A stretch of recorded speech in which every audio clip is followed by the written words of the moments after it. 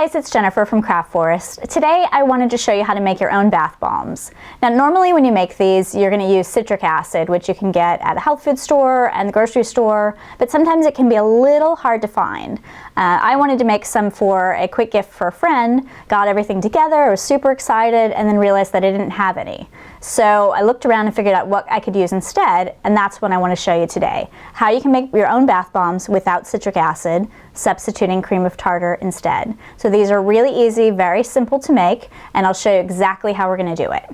So the first thing we're going to do is grab a big bowl. We're going to mix dry and wet ingredients, and you can use any sort of mold. We're going to use a muffin tin today, but you can use cute little decorative molds, you can use a candle mold, really anything you want, but we're just going to keep it really simple today.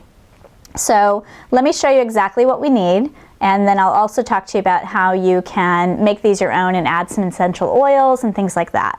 So we're going to start with adding baking soda. We're going to add right here, okay? So we're going to use baking soda. We're going to use our cream of tartar that we talked about. We're going to use cornstarch. So when these two go together, the cream of tartar and the cornstarch, that's how we're going to get that really good fizz when you put it in the tub. Okay, and then we're also going to use Epsom salts. This is great. I'm using chamomile, so it gives it a tremendous smell. I absolutely love these, and are really, really soothing in the bath.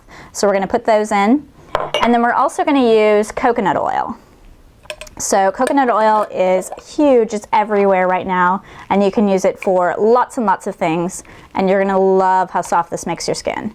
So we're just going to use, and we're really just eyeballing this, we're going to use 2 spoonfuls here, okay? So put that in, okay, and set that over to the side. And then we're going to mix the dry ingredients. We're going to be using some water as well, but we're going to mix the dry ingredients with a whisk. And we want to really just kind of break down that coconut oil. We want kind of a little bit of a sandy texture. And this, if you're a terrible mixer like me, you're going to make a mess. So you might want to do this in the kitchen or have a towel on hand. So I'm kind of just poking down, kind of breaking up the coconut oil and mixing it into the dry products. And it already smells so good. Okay, so I'm going to mix those in. And then we're going to use about 6 to 7 tablespoons of water, and we're going to slowly add it in. And what we're ultimately looking for is kind of like a wet sand texture. We're going to do a little test where after we start adding some water in, we'll try to squeeze it in our hand, and if it stays together, then we're good. So we don't want it too wet, but we want it wet enough that it's going to kind of clump and stay together. So let's grab some water, and we're just going to slowly add a little bit in, and then we'll mix it, and then just keep adding. Okay. Okay, mix that in well, add a little bit more. And you will see it start to fizz a little bit when you start to add the water. Don't worry about that, it's okay. It's doing exactly what it's supposed to be doing. And you might want to, at this point, kind of do a little texture check. I can tell that I need just still a little more liquid. So I'm going to mix that up, and then we'll add the rest in here. Okay.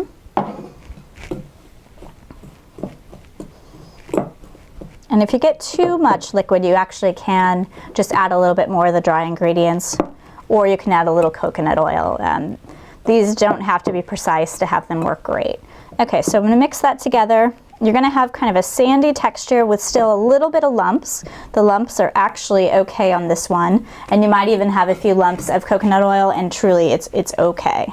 So let's test this, okay? So I'm going to grab just a little bit, and I'm going to squeeze that together in my hand, and you can see that it's starting to clump together. You could even add a little bit more water on this one, but I think we're going to be okay. Okay, so you can see that that kind of comes together. So we've got our mixture now, and we're going to pack these into our tins. So let's grab our muffin tins over here. Okay. And I'm using just a regular kind of mini muffin tin. Again, you can get cute little shaped ones. I did some for Valentine's Day that were hearts. I've done them for Christmas gifts and other shapes. Really, the choices are endless there. So when you get ready to put them in your tins, you don't have to grease them or use Vaseline or anything like that. You can actually just pack them right into the tins. I've found that it's actually easiest to do so with an ice cream scoop. It's the perfect size and kind of keeps the mess down. So I'm going to put this right in here, okay? And I'm just going to pack it in, and you want to fill this all the way to the top, okay? So let's grab a little bit more here and just pack it down with your fingers. You want these to be really compact, kind of keep the air bubbles out there, because as you let this dry, it's going to form that shape that's going to be your bath bomb, okay? So it's about maybe three scoops, and then just kind of a little top on this one. And from this mixture, I got 20 bath bombs out of this mixture. But again, it just sort of depends on the size of your tin.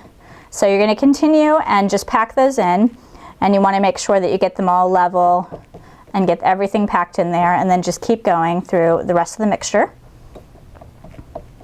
Okay? And then you can set these aside, and you're actually going to let these dry overnight. If you don't have time to let them go overnight, at least 4 hours. They can be a little delicate, and you want to make sure that you get them out, give them enough time to cure before you take them out. So that's how simple it is to make your own bath bombs. So variations, things that you can add to these. You can do essential oils. You can substitute a little bit of white tea for your water, which would make it smell absolutely amazing. And then you could also tint these as well. If you wanted to use a natural dye or food coloring, you could add a little color to them too. Super, super easy, a little bit messy, but totally worth it, I assure you. One tip too to think about when you're taking these guys out, they can be a little fragile. So what I like to do is grab a cookie sheet, and I know these aren't finished yet, but I like to grab a cookie sheet and set it on top and then flip it over so that everything just lays flat. That makes it the easy way to get out and make sure that they don't break apart before you get to give them as a gift or to use them. I love how these turned out. They're very simple to make and really, really effective. You're gonna absolutely love it and wanna lock yourself in the bathroom for days with some candles and a good book. So hope you guys enjoy this tutorial on how to make your own bath bombs from Craft Forest. Thanks, guys.